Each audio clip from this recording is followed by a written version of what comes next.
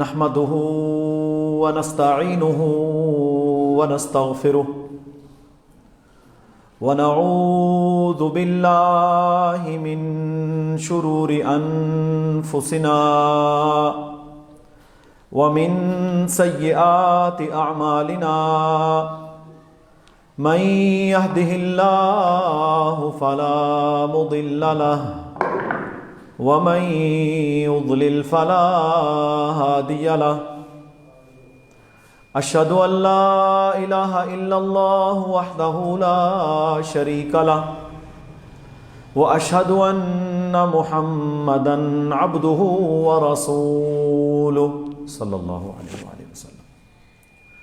أما بعد فإن أصدق الحديث كتاب الله وخير الهدي هدي محمد صلى الله عليه وسلم وشر الأمور محدثاتها وكل محدثة بدعة وكل بدعة ضلالة وكل ضلالة في النار. أعوذ بالله السميع العليم من الشيطان الرجيم من همزه ونفخه ونفثه. يا أيها الذين آمنوا اتقوا الله حق تقاته ولا تموتن إلا وأنتم مسلمون.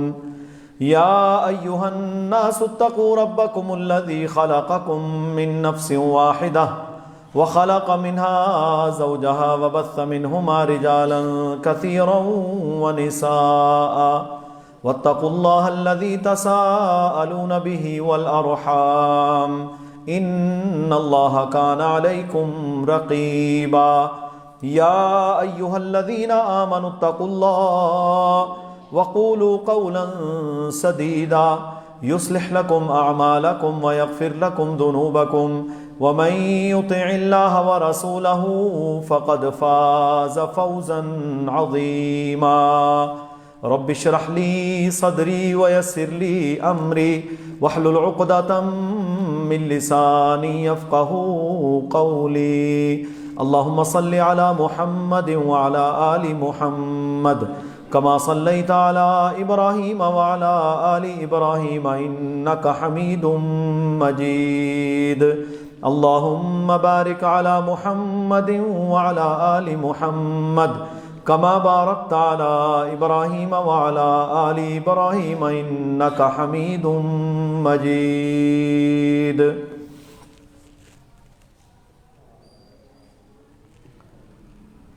اللہ تعالیٰ نے سورہ النور میں بے حیائی کا رد بھی کیا اور حیا کا حکم بھی دیا. پردے کے، اجازت کے، محرم اور غیر محرم کے بہت سارے مسائل اللہ سبحانہ و تعالی نے اس سورہ مبارکہ میں ذکر فرمائے. جب اللہ تعالیٰ نے اس سورت کو شروع کیا تو فرمایا بسم اللہ الرحمن الرحیم سورۃ انزلناہا وفرضناہا، کہ یہ سورت ہم نے نازل کی ہے اور اسے فرض کیا ہے. حالانکہ الحمد سے لے کر والناس تک سارا قرآن ہی فرض ہے، سارا ہی اللہ کا منزل من اللہ ہے، لیکن اس سورہ مبارکہ سے پہلے اللہ تعالی نے بالخصوص تاکیداً یہ فرمایا کہ سورۃ انزلناہا وفرضناہا، کہ یہ سورت میں نے نازل کی اور اسے تم لوگوں پر فرض کر دیا اور اس میں آیات بینات کو نازل کیا. اس سورت کی آیت نمبر 19 میں اللہ رب العالمین نے قیامت تک کے لیے ایک قانون بیان فرمایا ہے جو کہ ساری دنیا کے لیے ہے.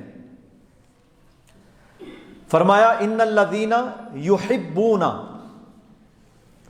وہ لوگ جو یہ پسند کرتے ہیں ان تشیع الفاحشۃ، کہ وہ فحاشی کی اشاعت کریں، فی الذین آمنوا، ایمان والوں کے اندر، لہم عذاب علیم فی الدنیا والآخرہ، ان کے لیے دنیا میں بھی اور آخرت میں بھی دردناک عذاب ہے۔ اب یہ میرے بھائیوں ایک آیہ مبارکہ ہے، اللہ کا کلام ہے، اس میں اللہ تعالیٰ نے ایسے لوگوں کا، ایسے آرگنز کا، ایسے اداروں کا، چاہے وہ انفرادی ہیں یا اجتماعی ہیں، ان کا ذکر کیا ہے جن کا کام کیا ہے کہ وہ اشاعت کرتے ہیں، تشیع الفاحشۃ، فحاشی کی اشاعت آج دنیا میں کاروبار کا ذریعہ بن چکا ہے۔ آپ پرنٹ میڈیا سے لے کر جتنا میڈیا آج کل موجود ہے، چاہے وہ الیکٹرانک ہے، سوشل ہے، اس پر سوائے فحاشی اور عریانی کے آپ کو کچھ نظر نہیں آئے گا۔ حتیٰ کہ وہ ایپس جن پر آپ قرآن کی تلاوت کر رہے ہوتے ہیں، اکثر جب ان میں پاپ اپس آتے ہیں تو کیا ہوگا، کوئی نہ کوئی بے حیائی کی تصویر آپ کے سامنے آ جائے گی، اور یہ باقاعدہ سوچے سمجھے منصوبے کے تحت کیا جاتا ہے۔ اور اسی بیماری نے اب امت مسلمہ کے کیا نوجوان ہیں، کیا بزرگ ہے، کیا دین والا ہے، کیا بے نماز ہے، کیا نمازی ہے، سب کو تقریباً افیکٹ کیا ہے، کسی حد تک اثر ڈالا ہے ان پر۔ اور یہ فحاشی عریانی یہ اتنا بڑا گناہ ہے، اس قدر بڑا جرم ہے کہ اللہ تعالی نے صرف اس کی اشاعت کرنے والوں کے لیے، جو مسلمان ملکوں کے اندر، مسلمانوں کے علاقوں کے اندر، مسلمان سوسائٹیز کے اندر بے حیائی کو ترویج دیتے ہیں، فرمایا ان کے لیے دنیا میں بھی دردناک عذاب ہے اور آخرت میں بھی دردناک عذاب ہے۔ اچھا، یہاں پر اللہ تعالیٰ نے جو دنیا میں عذاب کا ذکر کیا ہے نا، میں اس کی طرف تھوڑی آپ کو توجہ دلانا چاہتا ہوں۔ آخرت کا عذاب برحق ہے، جہنم کافروں کے لیے، باغیوں کے لیے، طاغیوں کے لیے، دشمنوں کے، اللہ کے دشمنوں کے لیے بنائی گئی ہے، لیکن اللہ تعالی فحاشی، عریانی، بے حیائی کرنے والے، پھیلانے والے، ان کی اشاعت کرنے والوں کو قرآن کہتا ہے دنیا میں بھی عذاب دے گا، اور عام عذاب نہیں ہوگا، عام عذاب نہیں ہوگا، کیا ہوگا؟ دردناک عذاب۔ اور میرے بھائیوں، اس کے بہت سارے نمونے کچھ ہمیں دیکھنے کو ملتے بھی ہیں، کچھ ایسی چیزیں ہیں جو ہمارے سے پوشیدہ رہتی ہیں۔ اس دنیا میں اللہ تعالیٰ جس شخص کو عذاب میں مبتلا کر دے، اس کی سب سے پہلی نشانی یہ ہے کہ اس کی زندگی سے سکون کو ختم کر دے گا۔ ڈپریشن، اولاد کی نافرمانیاں، سب کچھ ہونے کے باوجود ذلت، بیوی نافرمان، دماغ ہر وقت بوجھل رہنا، کھانے کو جی نہ کرنا، اللہ تعالیٰ ایسی ایسی بیماریوں میں لوگوں کو میرے بھائیوں مبتلا کر دیتا ہے جن کے بارے میں آپ تصور نہیں کر سکتے۔ سنن ابن ماجہ میں امام الانبیاء جناب محمد الرسول اللہ صلی اللہ علیہ وآلہ وسلم کا یہ فرمان ہے، 4019 نمبر حدیث ہے، بالکل صحیح روایت۔ آپ صلی اللہ علیہ وسلم نے فرمایا، جب کسی قوم میں بے حیائی اعلانیہ کی جاتی ہے، اوپن بے حیائی، جب کسی قوم میں بے حیائی اعلانیہ کی جاتی ہے تو اللہ تعالی اس قوم پر ایسی بیماریاں نازل کر دیتا ہے جن کا ذکر ان کے آباء و اجداد نے نہیں سنا تھا، جن کا ذکر ان کے آباء و اجداد نے نہیں سنا تھا۔ اب دیکھ لیں دن بدن کیسی کیسی بیماریاں، کیسے کیسے وائرسز، کیسی کیسی وبائیں، کیسے کیسے عذاب لوگوں پر مسلط ہو رہے ہیں، پتہ ہی نہیں چلتا یہ شخص کیسے مر گیا، اسے ہوش ہی نہیں ہوتی۔ اب یہ کرونا جو ہے یہ ایسی وبا اور ایسا عذاب پوری دنیا کے ظالموں پر. اب دیکھ لیں جو جتنا بڑا ظالم ہے اس پر اتنی زیادہ ہے. کل میرا ایک کزن مجھے انگلینڈ سے اس نے کال کی, کہتا ہے انگلینڈ کی سوسائٹی میں 70% لوگ نیم پاگل ہو چکے ہیں. یہ وہاں کا رہنے والا کرنٹ آپ کو سچویشن بتا رہا ہے. 70% لوگ نیم پاگل ہیں. ہاتھ دھو دھو کر, سینیٹائزر یوز کر کر کے, ماسک پہن پہن کر, ایکسٹرا آرڈنری صفائیوں کا خیال رکھ رکھ کر امیونٹی ان کی خاک بڑھنی تھی. جو ان کے فرینڈلی بیکٹیریا تھے, جو ان کے دوست جراثیم تھے, وہ بھی انہوں نے مار لیے. اور اب وہ بیماریوں کے اندر تو مبتلا ہیں ہی ہیں, جو ذہنی ٹارچر کے اندر وہ مبتلا ہیں. گھر سے نہیں نکلنا, باہر نہیں جانا, ملنا نہیں ہے, فاصلہ رکھنا ہے, چیز کو ہاتھ لگایا, لفافے کو پکڑا, فلانی چیز کو پکڑا. بھائی انسان میرے بھائیوں ان ضروریات کے بغیر زندہ رہ سکتا ہے؟ مجھے یہ بتائیں. آپ نے کھانا ہے, آپ نے پینا ہے, آپ نے چیز کو پکڑنا ہے, شاپنگ کرنی ہے, کام کرنا ہے, کاروبار کرنا ہے, گاڑی کا دروازہ کھولنا ہے, کس کس چیز کو آپ سینیٹائز کریں گے؟ ساری دنیا آپ سینیٹائز کر دیں, پھر بھی جب تک میرے رب کا اذن نہیں ہوگا بیماری سے جان نہیں چھوٹے گی. اور اب بڑے بڑے میرے بھائیوں ایمونالوجسٹ وہ کیا کہتے ہیں؟ وہ کہتے ہیں آپ کسی بچے کو پیدا ہوتے ہی کسی چیز میں بند کر کے رکھ دینا, کسی چیز کے ساتھ اس کا کنیکشن نہ رہے, وہ بیچارہ لیک آف امیونٹی کی وجہ سے مر جائے گا. یہ امیونٹی نیٹ آپ کا چیزوں کو پکڑنے سے, چیزوں کے انوالو ہونے سے بڑھتا ہے. ایک حد ہے ہر چیز کی.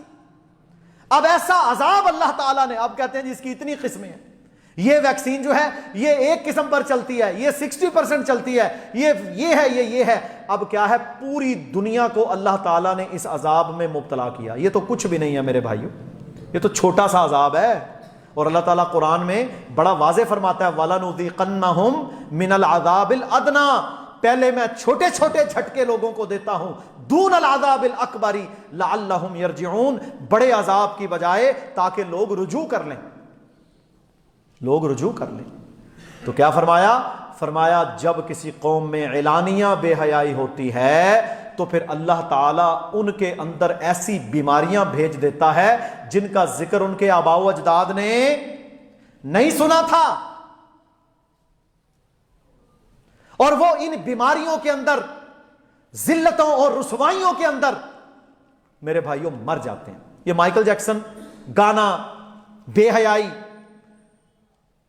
اللہ نے کالا پیدا کیا, کہتا ہے میں پوری سکن کو گورا کروں گا. کر لو بھائی.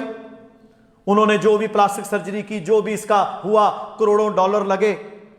میں اس وقت یو کے میں تھا, ہم نے خود واللہ ان چیزوں کو وہاں میڈیا میں دیکھا کہ جی یہ ہو گیا, جی اب یہ ہو گیا. جی اپنے گھر میں مائیکل جیکسن جیسے گلوکار اور ڈانسر نے اور بے حیا شخص نے اپنے گھر میں لاکھوں ڈالر دے کر لوگوں کو رکھا ہوا تھا, یہ مجھے دل دے گا, یہ مجھے گردے دے گا, یہ مجھے لیور ٹرانسپلانٹ کے لیے سیمپل دے گا, یہ دے گا. سارے لوگ رکھے ہوئے تھے, جائیں جا کے پڑھ لیں.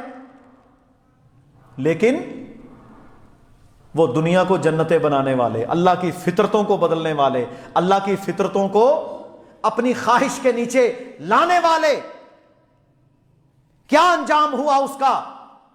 جس دن مرا ہے, جب اس کا پوسٹ مارٹم ہوا تو اس کے پیٹ سے سوائے پین کلرز کے کچھ نہیں نکلا. درد کیسے رکے جب تو نے فطرت کو بدلا؟ پھر یہ اللہ تعالیٰ دنیا میں عذاب دیتا ہے, درد ہی نہیں روک رہی.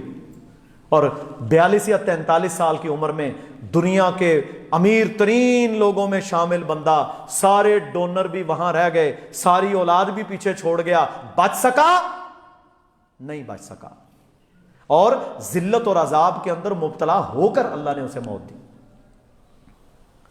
تو اللہ کہتا ہے جو بے حیائی کی اشاعت کرے گا مومنوں کے اندر, لہم عذاب علیم فی الدنیا والآخرہ, دنیا میں اور آخرت میں اللہ تعالیٰ اسے دردناک عذاب دے گا. اللہ تعالیٰ ہم سب کو محفوظ فرمائے اور ہمیں بے حیائی سے بچنے کی توفیق دے. بے حیائی کیا ہے؟ اللہ تعالیٰ نے میرے بھائیوں ہمارے لیے کچھ اصول اور ضوابط مقرر کی ہیں. اب دیکھیں صحیح بخاری میں حدیث ہے, امام الانبیاء صلی اللہ علیہ وسلم نے مدینہ سے ایک دستہ روانہ کیا اور انہیں اپنے ہاتھوں سے جھنڈا پکڑایا. علم، جھنڈا امام کائنات اپنے ہاتھوں سے انہیں دے رہے ہیں. اور کیا حکم دیا؟ فرمایا جاؤ، یہ بعض علاقوں کے اندر لوگ اپنے محارم رشتوں کے ساتھ نکاح کرتے ہیں. ماں، بہن، بیٹی، خالہ، سگی پھپھو، بہنیں، ان کے ساتھ نکاح کرتے ہیں. فرمایا جاؤ، یہ جھنڈا میں دیتا ہوں تمہیں. ہر وہ شخص جو اپنے محرم رشتوں کو پامال کرتا ہے اس کا سر تن سے جدا کر دو. اس کو زمین پر زندہ رہنے کا کوئی حق نہیں. یہ کیسز اب دنیا میں سنتے ہیں، پاکستان میں سنتے ہیں. پچھلے دنوں یہ قصور والی سائڈ کا واقعہ، بیٹی کے ساتھ بدبختی کی انتہا. اور یہ انتہا ہوتی کب ہے؟ جب اللہ کے ہم حکموں کو مانتے نہیں ہیں، جب ہم نافرمانیاں کرتے ہیں. اب دیکھ لو ہمارے گھروں کے اندر محرم اور غیر محرم کے فرق کی کوئی اہمیت نہیں ہے. یہ میجورٹی کی بات کر رہا ہوں. جائیں آپ شادی پر چلے جائیں، بازاروں میں چلے جائیں، مالز کے اندر چلے جائیں، سکولز کے اندر چلے جائیں، یونیورسٹیز کے اندر بالخصوص چلے جائیں، آپ کو محرم، غیر محرم، ماں، بہن، بیٹی، پردہ، عزت، اجازت کچھ نہیں ملے گا. او میرے بھائیوں، کیا کسی جوان مرد کی کسی جوان عورت کے ساتھ دوستی ہو سکتی ہے؟ مجھے یہ سوال کا جواب دیں. بھائی ان کا کام ہی نہیں ہے دوستی کا. مرد عورت سے، عورت مرد سے دوستیاں کرتے ہیں. یہ بوائے فرینڈ اور گرل فرینڈ کے گندے نعرے یہ آپ کے کلچر میں آ چکے ہیں کہ نہیں؟ جاؤ جا کے میڈیکل کالجز کا حال دیکھو، جاؤ جا کر دوسری یونیورسٹیز کا حال دیکھو، جاؤ جا کر وہاں پر اختلاط دیکھو، جاؤ جا کر بڑے شہروں کے ہاسٹلز کا حال دیکھو. ابھی تو ہمارے بھی یہاں فیمیل ہاسٹلز کھلنا شروع ہو گئے ہیں. تو بھائی محرم غیر محرم کا فرق جب تک آپ اپنی اولادوں کو نہیں سکھائیں گے، حیا معاشرے میں نہیں آ سکتی، نہیں آ سکتی. محرم رشتہ کون سا ہے؟ یہ سارے بھائی یاد کر لیں، ایک لائن ہے: ہر وہ رشتہ جس کے ساتھ شادی کرنا اللہ رب العالمین نے دائمی طور پر حرام کر دیا وہ آپ کا محرم رشتہ ہے. ماں، بہن، بیٹی، پوتی، پڑپوتی، یہ جتنے رشتے ہیں ان کے ساتھ نکاح کرنا دائمی حرام ہے. یہ محرم رشتہ ہے. اس کے علاوہ جتنے رشتے ہیں، چچا کا بیٹا، ماموں کا بیٹا، خالہ کا بیٹا، کزن، بہنوئی، پھپھا، خالو، یہ محرم رشتے نہیں ہیں. ان سے پردہ ہے، ان کے ساتھ اختلاط نہیں ہوگا. بغیر پردے کے عورت ان رشتوں کے ساتھ مکس اپ نہیں ہوگی.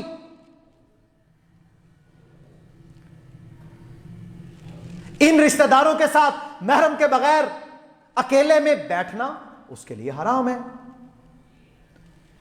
یہ کوئی راکٹ سائنس نہیں میں بتا رہا، یہ میں بیسک پرنسپل آف اسلام بتا رہا ہوں. محرم غیر محرم کا جب فرق ہم نہیں رکھیں گے تو پھر نتیجہ کیا نکلے گا؟ Valentine day. اب 14 فروری آ رہا ہے، پاکستان ٹھیک ہے سپریم کورٹ نے اس پر پابندی لگائی، اللہ کا شکر ہے، میڈیا سے یہ گند غائب ہوا. لیکن مجھے یہ بتائیں، لوگ انٹرنیشنل میڈیا تو دیکھتے ہیں، اور جن کا کلمہ آپ نے پڑھا ہے، جنہیں اللہ تعالیٰ نے ساری کائنات کا امام بنا کر بھیجا، جن کو رحمت للعالمین اور نمونہ بنا کر بھیجا، ان کے حیا کا کیا کہنا تھا کہ جب عورتیں آپ صلی اللہ علیہ وسلم کے پاس بیعت کرنے کے لیے تشریف لاتی، پردہ درمیان میں لٹکا ہوا ہے اور کسی نے ہاتھ غلطی سے آگے کر دیا، انہیں سمجھا ہاتھ پر بیعت کرنی ہے، تو فرمایا عائشہ ان سے کہہ دو میں محمد کریم صلی اللہ علیہ وسلم غیر محرم عورتوں سے ہاتھ نہیں ملاتا. حیا، نظر کو جھکا کے رکھو. اور بھائی یہ اصول ہے، لڑکی اور لڑکے کی دوستی اسلام میں ہے ہی نہیں. اگر کسی لڑکی عورت کو کسی غیر محرم سے کسی وجہ سے گفتگو یا مسئلہ یا کوئی ڈاکٹر ہے یا کسی وجہ سے بات کرنی پڑ جائے تو اللہ تعالیٰ نے کیا حکم دیا ہے؟ فرمایا ایسی بات نہیں کرنی کہ تیرے لہجے میں نرمی ہو، تاکہ جس کے دل میں مرض ہے وہ غلط سوچ کا شکار نہ ہو جائے. ٹو دی پوائنٹ اپنی بات کر اگر مجبوری ہے. اب اللہ کے نبی صلی اللہ علیہ وسلم کا فرمان ہے، بخاری مسلم ساری حدیثوں کے اندر موجود ہے. کیا فرمایا میرے بھائیو؟ یہاں حکم دیا ہے. کیا فرمایا؟ فرمایا من کان یؤمن باللہ والیوم الآخر، وہ عورت جو اللہ پر اور آخرت پر ایمان رکھتی ہے اس کے لیے جائز نہیں کہ وہ محرم کے بغیر سفر کرے. محرم کے بغیر سفر کرنا عورت کے لیے اللہ تعالیٰ نے جائز نہیں رکھا. یہ اصول ہے، یہ ضابطے ہیں. صحیح بخاری میں رسول اللہ صلی اللہ علیہ وسلم کے سامنے گفتگو ہو رہی تھی، صحابہ کی جماعت موجود ہے. کیا فرمایا؟ فرمایا جہاں ایک مرد اور ایک عورت غیر محرم موجود ہوتے ہیں، اکیلے ہوتے ہیں، وہاں تیسرا شیطان ہوتا ہے. وہ ان سے غلطی کروائے گا، وہ ان کو گناہ پر راغب کرے گا. پہلی غلطی انہوں نے کیا کی؟ انہوں نے اللہ کا حکم توڑا. جب پہلا حکم اللہ کا انہوں نے توڑا تو پھر اگلے حکم بھی وہ توڑتے چلے جائیں گے. تو ایک صحابی تھے، سادہ لوگ. اب دیکھیں اس وقت بھی تو دنیا میں رہتے تھے نا وہ لوگ. ایک صحابی تھے، وہ پتہ آگے سے کیا فرماتے ہیں؟ کہتے ہیں یا رسول اللہ صلی اللہ علیہ وسلم مجھے آپ یہ بتائیے کہ دیور اور بھابی کے لیے بھی یہی حکم ہے؟ اٹھائیں صحیح البخاری، اللہ کے نبی کا واضح فرمان ہے. تو کیا فرمایا؟ فرمایا دیور اپنی بھابی کے لیے موت ہے. دیور اپنی بھابی کے لیے کیا ہے؟ موت. ایک گھر میں رہنے والے تو ان کے لیے بھی پردے کے احکامات ہیں. اور ہمارے ہاں کیا ہوتا ہے؟ بھابی ماں، یہ ہندوؤں کا کلچر ہے. جاؤ بھابی کو لے جاؤ، وہ موٹر سائیکل پہ بٹھا کے سارا شہر گھوم رہا ہے، پتہ بعد میں چلتا ہے یہ بھابی ہے. دوسرے شہروں میں چھوڑ آؤ ایک سیٹ پر بیٹھ کر. دیور اور جیٹھ غیر محرم ہے. یہ کس نے فرمایا؟ رسول اللہ نے صلی اللہ علیہ وسلم. اب دیکھیں ہمارے ہاں میرے بھائیو خوشبو استعمال کرنا سنت ہے نا. جہاں گندگی ہوگی، جہاں بدبو ہوگی، جہاں غلاظت ہوگی وہاں شیطان آئے گا. جہاں خوشبو ہوگا، جہاں معطر ہوگی جگہ، وہاں انشاءاللہ شیطان بھاگتا ہے. یہ اللہ کے نبی کی سنت ہے. اس میں بھی احکامات ہیں شریعت کے. کیا حکم ہے؟ فرمایا مرد وہ خوشبو استعمال کریں جس کا رنگ ہلکا ہو اور خوشبو تیز ہو، سب کو آئے. اور عورت وہ خوشبو استعمال کرے جس کا رنگ گاڑھا ہو، تیز رنگ ہو، لیکن اس کی خوشبو بہت ہی مدم ہو، بہت مدم. نسائی شریف حدیث کی کتاب ہے، 6 کی کتابوں میں سے ہے. سنن نسائی کے اندر امام کائنات صلی اللہ علیہ وسلم کا فرمان ہے، بالکل صحیح روایت. رسول اللہ صلی اللہ علیہ وسلم نے فرمایا کوئی عورت اپنے گھر سے خوشبو لگا کر نکلے، کوئی عورت اگر اپنے گھر سے خوشبو لگا کر نکلے اور وہ خوشبو اتنی تیز ہو کہ گزرتے ہوئے لوگوں کے نتنوں کو معطر کر دے، یعنی دوسرا بندہ اس کی خوشبو کو سونگھ لے. میرے بھائیوں میں یہاں سوال کرتا ہوں، جس شعبے سے بھی آپ کا تعلق ہے، آپ مال، مارکیٹ، منڈی کے اندر جاتے ہیں، کیا ہماری سڑکوں کے اوپر خواتین ایسی خوشبو لگا کر نہیں چلتی جو پوری گلی اور بازار کو معطر کر رہی ہوتی ہے؟ کوئی روکنے والا نہیں، کوئی بتانے والا نہیں. اور لوگ کیا سمجھ، وہ خیر ہی ہے جی، خیر ہی. کوئی خیر نہیں ہے. یہاں کیا اللہ کے نبی نے فرمایا؟ سنن نسائی کی حدیث ہے، کسی نے دیکھنی ہو تو میں کتاب کھول کے دکھا دوں گا. کیا فرمایا رسول اللہ صلی اللہ علیہ وسلم نے؟ فرمایا جو عورت اپنے گھر سے ایسی خوشبو لگا کر نکلے جو غیر محرم مرد کے نتھنے میں چلی جائے، فہی کذا و کذا، وہ عورت ایسی ویسی ہے، فہی زانیۃ، یہ اللہ کے نبی کا فرمان ہے، وہ عورت زانیہ اور بدکار ہے جو ایسی خوشبوئیں لگاتی ہے اور باہر گھومتی ہے جو لوگوں کے ناک میں پڑ جائے. یہ رسول اللہ کی حدیث ہے. کتنی سختی کی بات کی. عورت بناؤ سنگھار کرے، عورت میک اپ کرے، ڈریس اپ ہو، اچھا لباس پہنے، کس کے لیے؟ خامد کے لیے. آج ایک کلمیہ ہے میرے محترم بھائیوں، عورت فنکشن کے لیے تیار ہوگی، عورت ولیمے پر جانے کے لیے تیار ہوگی، عورت شادی پر جانے کے لیے، سالگرہ پر جانے کے لیے، یونیورسٹی کے فنکشن پر جانے کے لیے، اپنے کاروبار کے فنکشن پر جانے کے لیے، سڑکوں پر گھومنے کے لیے تیار ہوگی، پر عورت اپنے خامد کے لیے تیار نہیں ہوگی.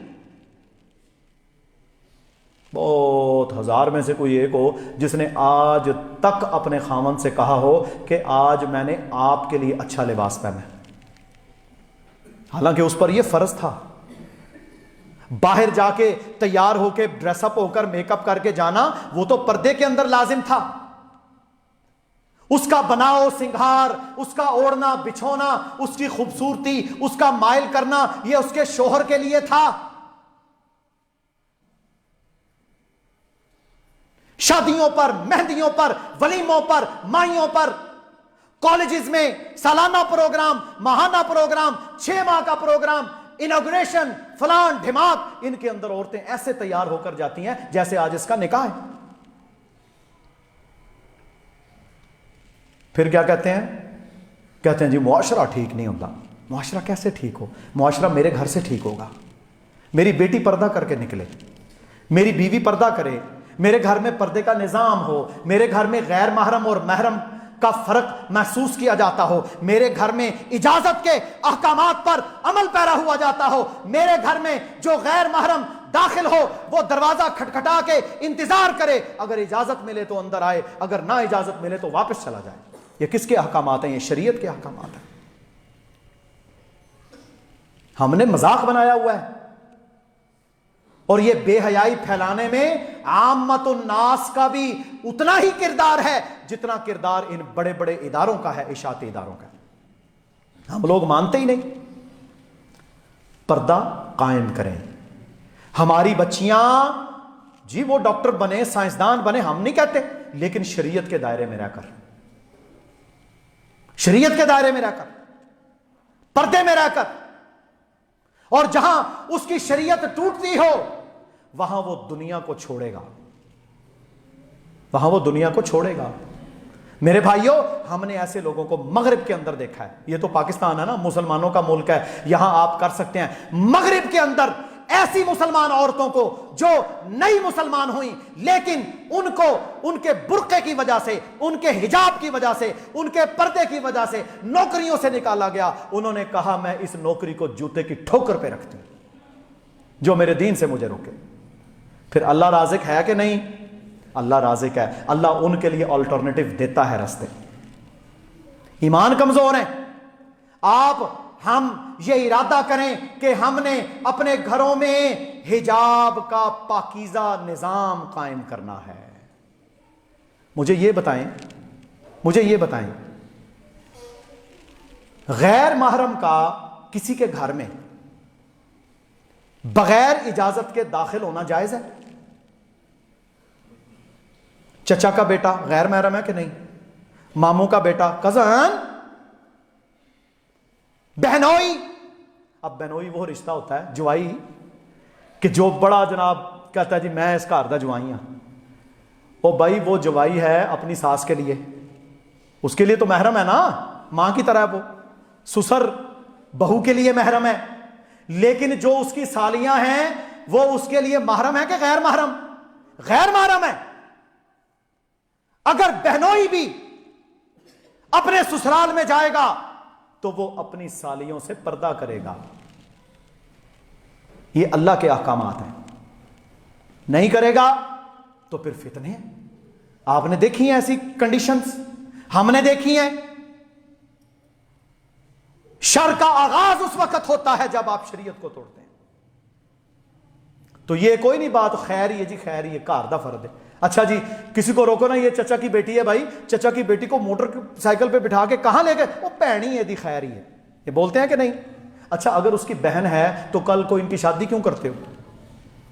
او بھائی بہن وہ ہے جو ماں سے سگی, جو باپ سے سگی, جو دونوں سے سگی, یا دودھ کا رشتہ ہے, یہی ہے نا محرم. اس کے علاوہ کوئی محرم نہیں. آج ویلنٹائن ڈے دنیا مناتی ہے, یہ عیسائیوں یہودیوں کا گندا خبیث پلید ملعون تہوار ہے کہ عورتیں بھی میدان میں جمع ہوں, مرد بھی میدان میں جمع ہوں, اور تو ایک سرخ رنگ کا پھول لے جا کر کسی کی ماں بہن بیٹی کے ہاتھ میں پکڑا دے تو وہ تیری رفیقہ حیات بن جائے گی. نہ ولی, نہ معاشرہ, نہ سوسائٹی, نہ رشتہ مانگنا, نہ کفف کو دیکھنا, سارا کام خراب. ہمارے ہاں بھی یہ انڈر گراؤنڈ ساری چیزیں چل رہی ہیں. تو یہ گندے تہوار ہیں, ان کا اسلام کے ساتھ دور کا بھی تعلق نہیں ہے. ہمارا اسلام حیا والا, ہمارا اسلام پاکیزگی والا, ہمارا اسلام اللہ کی اطاعت والا, فرما برداری والا. میں صحابیات کا ذکر کروں, ہماری مائیں امہات المومنین ازواج مطہرات کا ذکر کروں. اللہ کی قسم ابھی پردے کے احکامات نازل نہیں ہوئے تھے جب قرآن مجید میں سورہ احزاب کے اندر, سورہ النور کے اندر حجاب کے احکامات نازل ہونا شروع ہوئے تو صحابہ کہتے ہیں ہم قربان جائیں انصار اور مہاجرین کی عورتوں پر, ہم قربان جائیں اپنی ان ماؤں پر.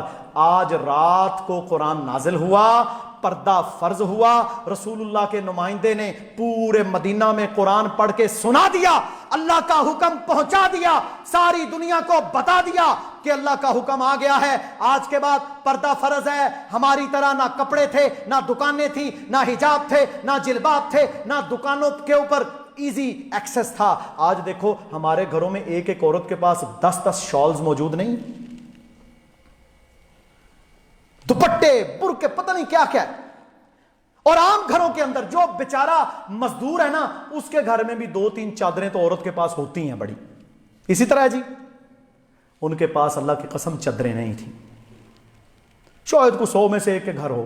صحابی کیا بیان کرتے ہیں, عبداللہ بن عباس رضی اللہ تعالیٰ عنہ کہتے ہیں اللہ کی قسم رات کے وقت حکم نازل ہوا ہے پردے کا, رسول اللہ کے نمائندے نے جا کر بتایا ہے, کہتے ہیں انصار مہاجرین پورا شہر ہے مدینے کا, اس مدینے میں اعلان ہو گیا رب نے پردے کو فرض کر دیا. وہ ایمان والیاں تھیں ہماری مائیں, انہوں نے ایمان قبول کیا تھا. انہوں نے پتہ کیا کیا, گھر سے جس کو چادر نہیں ملی انہوں نے بستروں کی چادریں جو کوئی ایکسٹرا پڑی ہوئی تھی ان کو کاٹ کے ان کے اندر سوراخ کیے, آنکھوں کے لیے اپنے سروں پر ڈال لی, اور جب وہ فجر کی نماز کے لیے مسجد نبوی میں حاضر ہوئیں تو انہوں نے چادریں لی ہوئی تھیں, اور اللہ نے کہا بازاروں میں لہک لہک کر نہیں چلنا. کیا حکم تھا, وَقَرْنَ فِي بُيُوتِكُنَّ وَقَرْنَ فِي بُيُوتِكُنَّ, اے عورتوں امہات المومنین ازواج مطہرات صحابیات اپنے گھروں میں رہو. وَلَا تَبَرَّجْنَ تبرج الجاہلیت الاولی, تم نے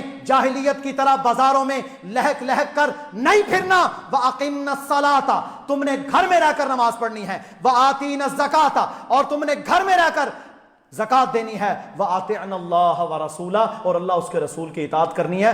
بالکل گلیوں کی سائڈوں پر ہو کے چل رہی ہیں, اوپر بستروں کی بڑی بڑی چادریں سوراخ کر کے مسجد نبوی میں پہنچی. یہ کیا تھا, یہ ایمان تھا. وہ اللہ کے حکم کو حکم سمجھتے تھے. اسی طرح ہم اللہ کے حکم کو حکم نہیں سمجھتے, اپنی مرضی کا دین. پردے کا اہتمام کرو گے انشاءاللہ اللہ برکتیں دے گا. یہ پروٹیکشن ہے. ہم نا 2006-07 کی بات ہے, برطانیہ میں سٹال لگاتے تھے غیر مسلموں کو دعوت دینے کے لیے.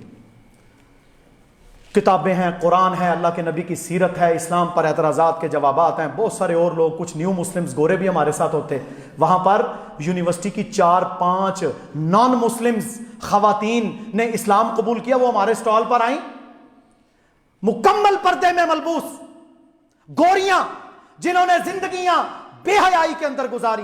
جب اسلام آیا تو ہم نے ان سے پوچھا کہ آپ نے یہ پردہ اختیار کر لیا، اسلام ابھی آج قبول کیا، کوئی مسئلہ پرابلم تو نہیں؟ انہوں نے پتا کیا آگے سے جواب دیا؟ وہ کہتی ہیں یہ برقع، یہ پردہ، یہ حجاب ہمارے لیے قلعہ ہے، یہ ہمیں محفوظ رکھتا ہے.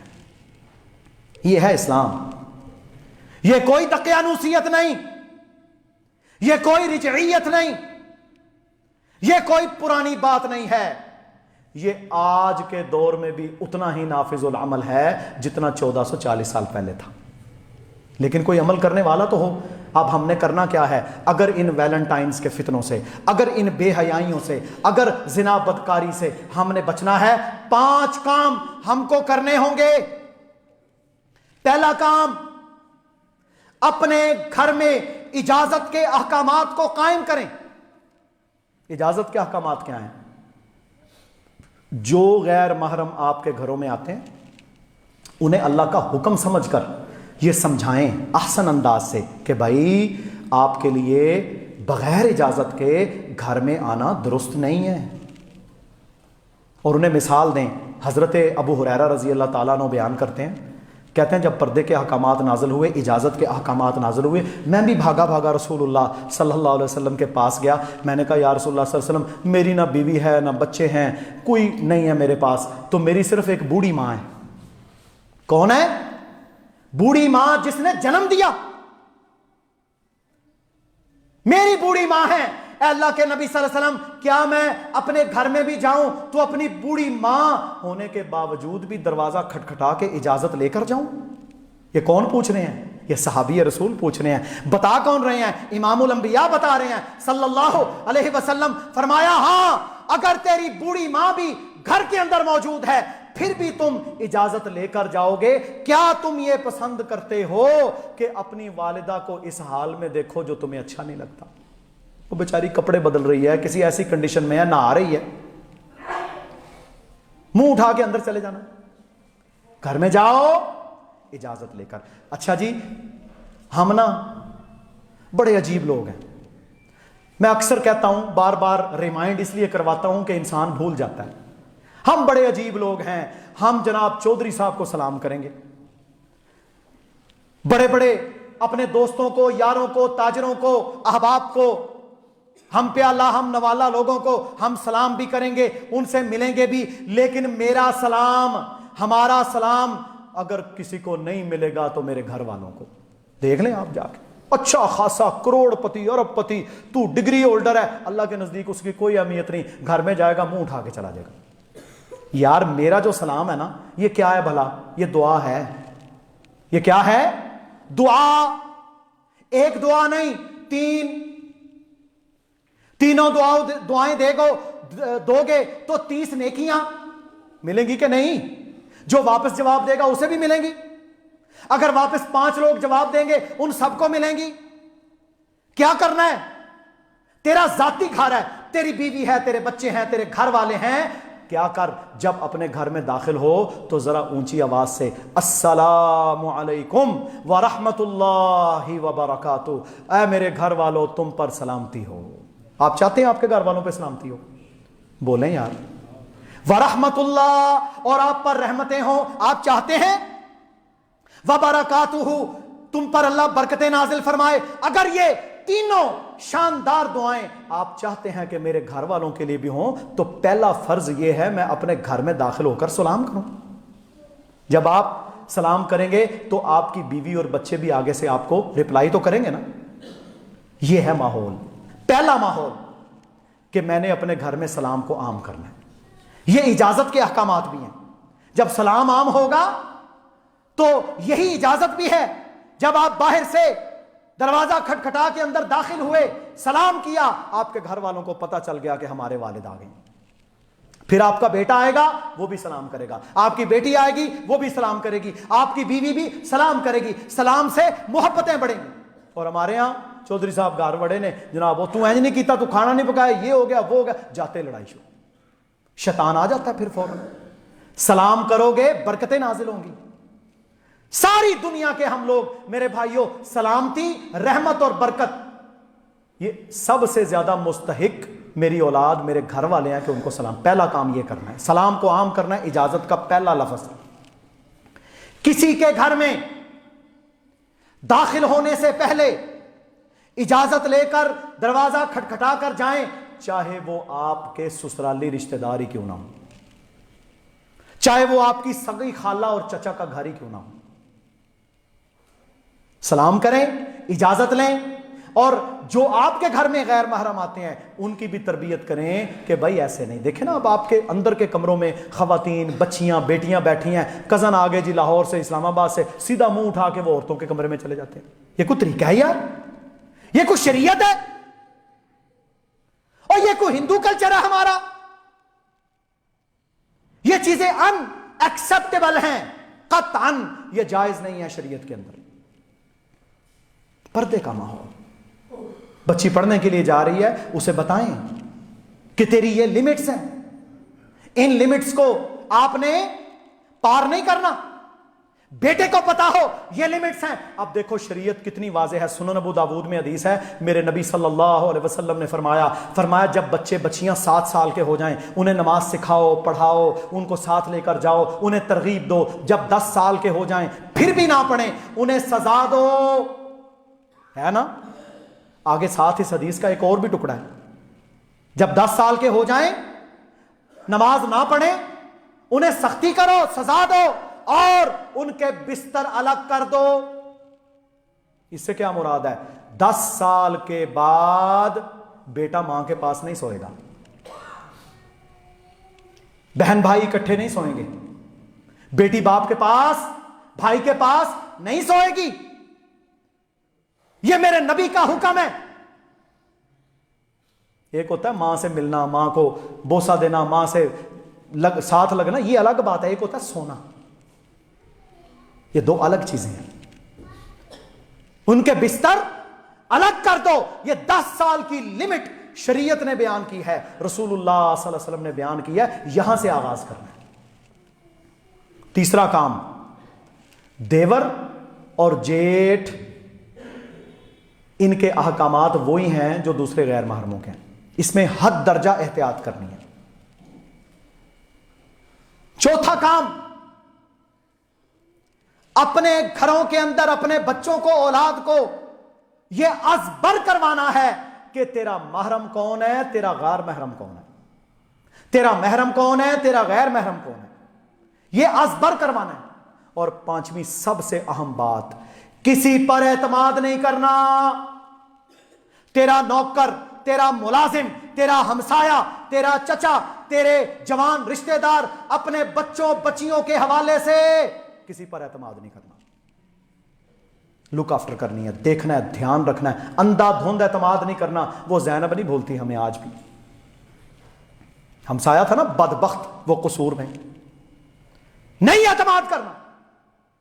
मां बाप हैं असल अल्लाह के बाद जो प्रोटेक्शन करने वाले हैं। बिल्कुल बच्चों और बच्चियों के हवाले से ठीक है, काम करें, लेकर जाएं, ड्राइवर है, मुलाजिम है, आपका मोहल्लेदार है, आपका कोई कजन रिश्तेदार है, बच्चे छोटे हैं 5, 6, 7 साल के, पर्दे के अहकामात नहीं है। इससे यह मुराद नहीं कि बच्चों को अंधाधुंध एतमाद करके जवान हमसाए, मोहल्लेदार, मुलाजिमों के रहमो करम पर छोड़ दिया जाए और खुद गुलछर्रे उड़ाते रहो। ना, बच्चों के हवाले से किसी पर एतमाद नहीं करना।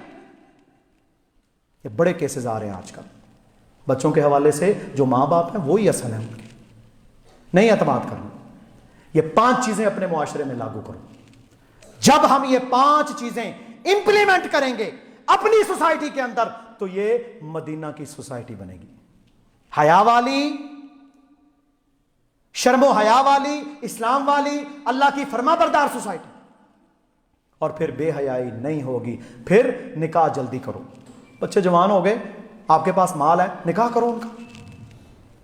अगर अल्लाह ताला ने आपको दिया, बच्चा अभी थोड़ा कमा रहा है, कर दो निकाह, और जल्दी कर दोगे इंशाअल्लाह वो बहुत सारे फितनों से बच जाएगा। अल्लाह रब्बुल इज्जत हम सबको سمجھنے کی اور عمل کرنے کی توفیق عطا فرمائے۔ سورہ ہود 113 نمبر آیت ہے، اللہ نے فرمایا وَلَا تَرْكَنُوا إِلَى الَّذِينَ ظَلَمُوا، آپ لوگ ظالموں کی طرف مائل مت ہونا،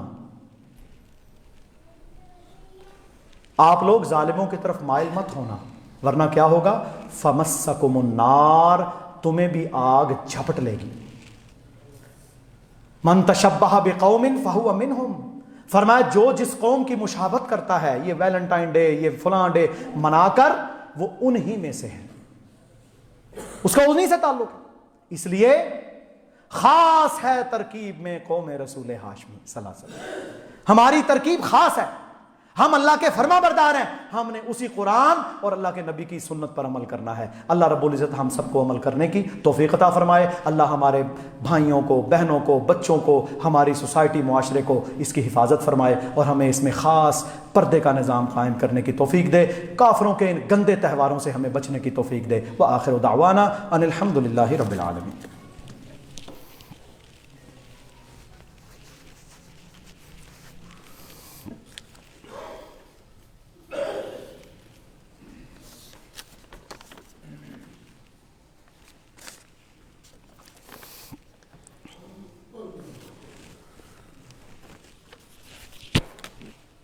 ان الحمد للہ نحمده ونستعینه ونستهدی ونعوذ باللہ من شرور انفسنا وسیئات اعمالنا من يهده اللہ فلا مضل له ومن يضلل فلا هادی له اشهد ان لا الہ الا اللہ وحدہ لا شریک له واشهد ان محمدا عبدہ ورسولہ صلوات اللہ وسلام علیہ، اما بعد۔ میرے بھائیوں، کشمیر میں آرٹیکل 270 کے خاتمے کے بعد ہندوستان نے اب وہاں پر ایک اور قانون لاگو کیا ہے کہ مقبوضہ جموں اور کشمیر کو مین لینڈ انڈیا قرار دے دیا ہے، اور اس کے تحت وہ باقاعدہ منصوبہ بندی کے ذریعے سے اب ہندوستانی کمپنیوں کو، اداروں کو، لوگوں کو کوڑیوں کے بھاؤ زمینیں فروخت کر کے وہاں پر ہندوؤں کو بسانے کا پلان رکھتے ہیں، تاکہ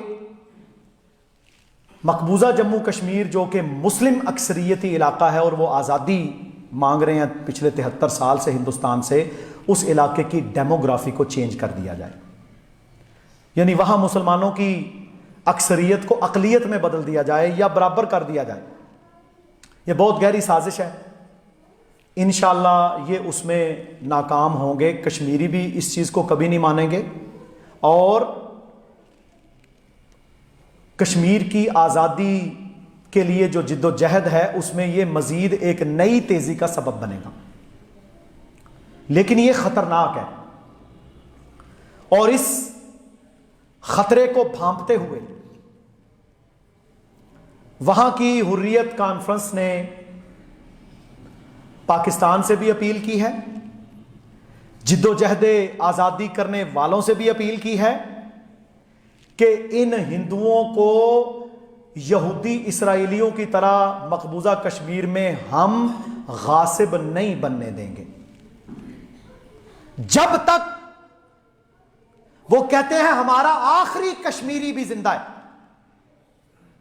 ہم انشاءاللہ کبھی بھی ان کو اپنے مقبوضہ جموں کشمیر کی ڈیموگرافی کو تبدیل نہیں کرنے دیں گے۔ پہلے بھی آئے ہیں ان کے نا بڑے بڑے انہوں نے کوششیں کی ہیں، لیکن وہاں پھر ان کو منہ کی کھانی پڑی ہے۔ پھر ہندو بنیے کے اوپر جب حملے ہوتے ہیں، جب کشمیری جان ہتھیلی پر رکھ کر نکل کر ظالموں اور غاصبوں کے خلاف کھڑا ہوتا ہے، تو پھر یہ بھاگتے ہیں اور دنیا میں پروپیگنڈا کرتے ہیں۔ تو یہ سازشیں چل رہی ہیں، اس لیے بتایا ہے کہ کشمیریوں کو اپنے دعاؤں میں یاد رکھا کریں۔ یہ بیچارے لا الہ الا اللہ محمد رسول اللہ کی بنیاد پر ہمارا حصہ ہے، جنگ لڑ رہے ہیں وہ پاکستان کی آزادی اور تکمیل پاکستان کی، اور پاکستان کے لیے بابا قوم نے اس خطے کو شہرک قرار دیا، اسے نہیں بھلانا۔ اگر ہم انہیں بھلائیں گے تو میرے بھائیوں شاہ رگ آپ کی ہندو بنیے کے قبضے میں ہوگی، جس نے آج تک آپ کے وجود کو نہیں مانا، جس نے آج تک آپ کے وجود کو نہیں مانا۔ وہ آپ کو دنیا میں تنہا کرنا چاہتا تھا، وہ آپ کو دنیا میں کم تری کے لیول پر لے کر آنا چاہتا تھا کہ پاکستان خود بخود ختم ہو جائے گا۔ یہ تو اللہ کی خاص کرم نوازی ہے کہ اللہ نے آپ کو طاقت عطا کر دی۔ آج صبح افتتاح ہوا، 45 ملکوں کی مشقیں ہو رہی ہیں پاک بحریہ کے ساتھ، جس میں امریکہ، فرانس، جرمنی، بڑے بڑے ملک شامل ہیں، چائنا شامل ہے۔ 45 ملک اپنی بحریہ لے کر کراچی کے ساحل پر کھڑے ہیں، اور امن مشقیں 9ویں، پہلے اس میں 10-12 ملک تھے، ابھی 45 ملک اس میں شامل ہو گئے ہیں۔ اس میں بہت بڑا کردار اللہ کے فضل و کرم سے پاکستان کا ہے، اور بالخصوص آپ کے گوادر پورٹ کا ہے، کیونکہ دنیا کو یہ پتہ لگ گیا ہے کہ اب دنیا کی تجارت کا محور انشاءاللہ یہاں آنے والا ہے۔ بھائی یہاں تو مطلب کی گیم ہے، جس کا کاروبار جس کے ساتھ اچھا ہوگا وہ اس کے ساتھ رہے گا۔ تو یہ اللہ کی خاص کرم نوازی ہے، جتنا پاکستان دفاعی طور پر طاقتور ہوگا اتنا انشاءاللہ یہ کشمیریوں کا بھی فائدہ ہے، فلسطینیوں کا بھی فائدہ ہے۔ تو دعائیں تو کرنی چاہیے، اور پاکستان کی ترقی اور پاکستان کی طاقت میں اضافے کے لیے ہم نے بھی اپنا کردار، جتنی میرے پاس طاقت قوت ہے ہم نے اپنا کردار ادا کرنا ہے، اور اس کی پہلی ذمہ داری ہے ہم اپنی مسلح افواج کے ساتھ کھڑے ہوں گے، ہم اپنے مجاہدوں کے ساتھ کھڑے ہوں گے۔ یہی اصل راستہ ہے جس راستے میں اللہ نے غلبہ رکھا، باقی سارے مغلوبیت کے راستے ہیں، باقی سارے مغلوبیت کے راستے ہیں۔ اللہ رب العزت ملک عزیز پاکستان کی حفاظت فرمائے، اور اللہ تعالیٰ اسے مزید ترقی عطا فرمائے، شر سے محفوظ فرمائے۔ اور میرے بھائیوں، آخر میں آپ لوگ الحمدللہ دیکھ رہے ہیں کہ مرکز کی تزئین اور عائش کا کام، صفائی ستھرائی کا کام، وہ الحمدللہ تیزی سے جاری ہے۔ ہمارا یہ مشن اور ارادہ ہے اللہ کی رحمت اور توفیق کے ساتھ، آپ بھائیوں کے تعاون کے ساتھ، کہ ہم نے انشاءاللہ شعبان کے 15 شعبان تک اسے مکمل کرنا ہے، تاکہ رمضان المبارک میں ہم انشاءاللہ تعالیٰ اسے مکمل فنکشنل کر دیں۔ تو الحمدللہ یہ کام جاری ہے، اللہ رب العزت نے جسے جسے توفیق دی، اللہ تعالیٰ نے اس کے مال کو اپنے گھر کے لیے استعمال کیا۔